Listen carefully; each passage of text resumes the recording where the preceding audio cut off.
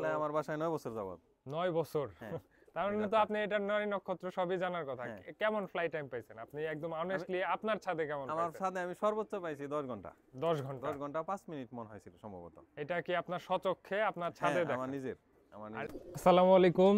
এখানে দেখতে পাচ্ছেন গিরিবাজের মাঝে কিছু লাল লাল কবুতর, দেখতে অনেকটা গোল্লার মতো লাগতেছে, আবার কেউ হয়তো বা গিরিবাজের মতো ভাবতেছেন।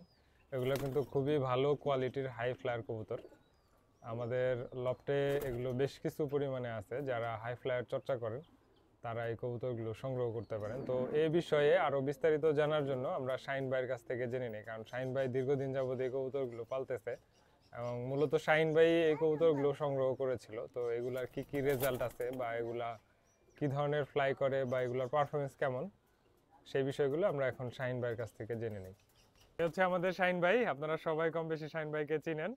তো শাহিন ভাইয়ের হাতে যে কবুতরটা, এই সম্বন্ধে যদি একটু বলতেন শাহিন ভাই।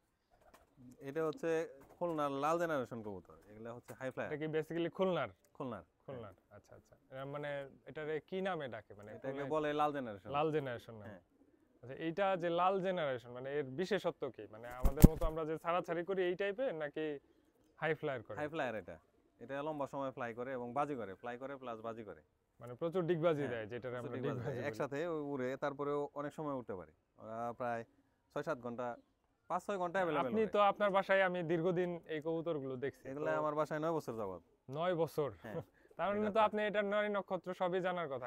কেমন ফ্লাই টাইম পাইছেন আপনি একদম অনেস্টলি আপনার ছাদে কেমন পাইছেন? আমার ছাদে আমি সর্বোচ্চ পাইছি 10 ঘন্টা।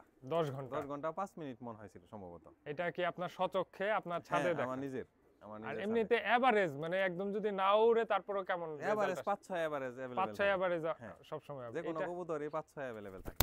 এটা কি বয়সের উপর ডিপেন্ড করে হয় না বাচ্চা থেকে এরকম? না, এটা 4-5 পর থেকে, বাচ্চা থেকে শুরু হয়ে যায়। কিন্তু বাজিটা আসে মূলত দশক ক্লিয়ার হওয়ার পর থেকে আস্তে আস্তে। বাজি বলতে যে ডিগবাজিটা মানে এটা আস্তে আস্তে পরে আসে, একটু দেরি হয়। শাহিন ভাই, আপনার হাতে যে জালালি কবুতর দেখতাছি, এটা কি কবুতর? জালালি না, জালালির কি কালার এমন হয় নাকি? এটা হচ্ছে ইন্ডিয়ান শাহজাহানপুরি।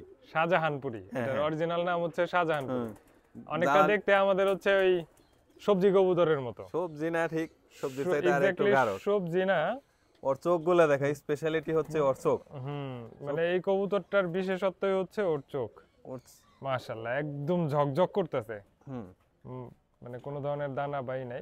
এগুলার ফ্লাই টাইম কেমন পাইছেন শাহিন ভাই? এগুলা আসলে আমি বেশি সময় উড়াইতে পারি নাই। অল্প সময় উড়ানোর পরে ওই যে আমাদের পাল্লা শুরু হয়ে যায়, তো 2 ঘন্টা উড়ানোর পরে এগুলা আমি লক করে দিয়েছিলাম তখন। আচ্ছা আচ্ছা। মানে বেসিক্যালি এটার নাম হচ্ছে কি বললেন? শাহজাহানপুরি। শাহজাহানপুরি। এই টাইপের তো ইন্ডিয়ান এবং পাকিস্তান বেশ কিছু ভিডিও আমি দেখছি যে এরা খুব ভালো ফ্লাই করে, আমি যতটুকু জানি। আশা করি ভালো করবে, কিন্তু আমি যতটুকু করাইছি এইটুকুই। আমি 2 ঘন্টা পর্যন্ত আর কি আমার বাসায় করানো হয়েছে ওই ছোটবেলায়, তখন হয়তো বা 6-7। এগুলাও কি বাজি করে নাকি? না না, এগুলো কোনো বাজি করে না। বলে শুধু দীর্ঘ সময় উড়ে হাই ফ্লাই করে, এটা হাই ফ্লায়ার। আচ্ছা আচ্ছা, ঠিক আছে, ধন্যবাদ ভাই। এই কবুতরটার আরেকটা বিশেষত্ব হচ্ছে পাখায় খুব সুন্দর একটা বার আসে এবং খুব চমৎকার। এটা যদিও একটা নিউ অ্যাডাল্ট কবুতর, এর জন্য এটার কালারটা অতটা বোঝা যাচ্ছে না। আমি আপনাদেরকে অ্যাডাল্টগুলো দেখাচ্ছি। এই কবুতরগুলো বিক্রি হবে, তো যারা হাই ফ্লায়ার কবুতর চর্চা করেন বা ভালো মানের হাই ফ্লায়ার খুঁজছেন তারা নিঃসন্দেহে কবুতরগুলো সংগ্রহ করতে পারেন। অ্যাডাল্ট পেয়ারও দেওয়া যাবে, সিঙ্গেলও দেওয়া যাবে, যার যেরকম লাগে। স্ক্রিনে দেওয়া নাম্বারে শুধুমাত্র হোয়াটসঅ্যাপ করবেন।